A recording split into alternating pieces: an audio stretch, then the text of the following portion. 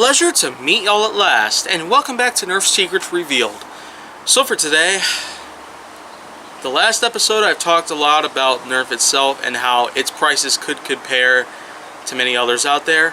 But of course they did attempt to try and get on the side of other creators out there of toy blasters. And they simply put, attempted to create some of the cheapest blasters they could probably produce. But today, I'm not really here to talk more about that. I've come here to talk a lot about some of its own competitors. And there have been a lot from the last 20 years or so that have been fighting against Nerf to try and see which, of course, would be a whole lot better out there. So, let me just go on ahead and explain the many things about Nerf's competitors. Nerf's got a lot of competition going on with such competitors out there, company and brand names including Busby Toys, Adventure Force, Zuru, X-Shot, Exploders, the spitball guns of whatever sorts, as well as tons of other brands. I mean, there's certainly a lot to be recognized about. I mean, there's really a lot that you could probably learn about from all of this, but still, the way that I see all of this happening, I mean, there's really a lot to be looked after, but still, a lot of competitors out there. It kind of makes you feel like when the video game crash of 1983 took place, or the fact that when stock market prices started to come together so badly that an economic downfall back in 2008 had taken place.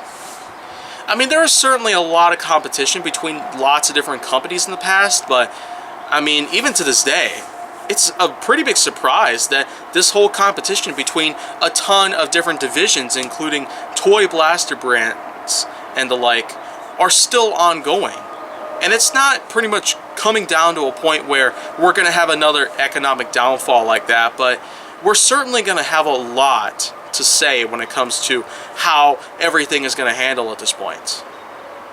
And the way that I'm actually looking at all this, Busby Toys, Adventure Force, and a lot of other brands out there that I've noticed out there that are pretty much alongside Nerf, they're pretty much even more places than ever now.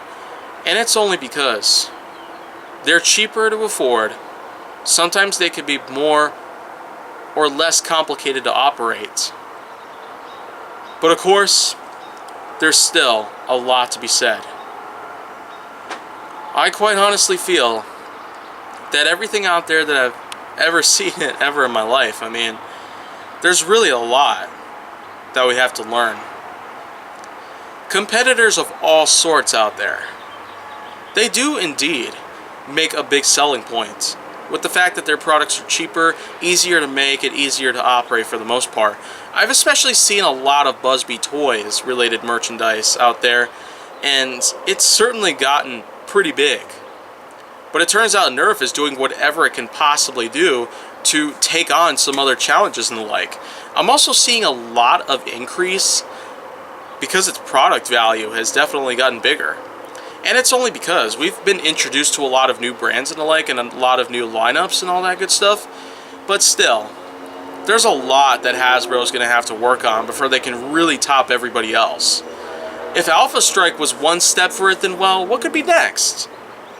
I guess we'll find out soon enough. But still, competitors or not, it seems that we're always going to have a big battle between one super popular company and tons of other not so good companies out there.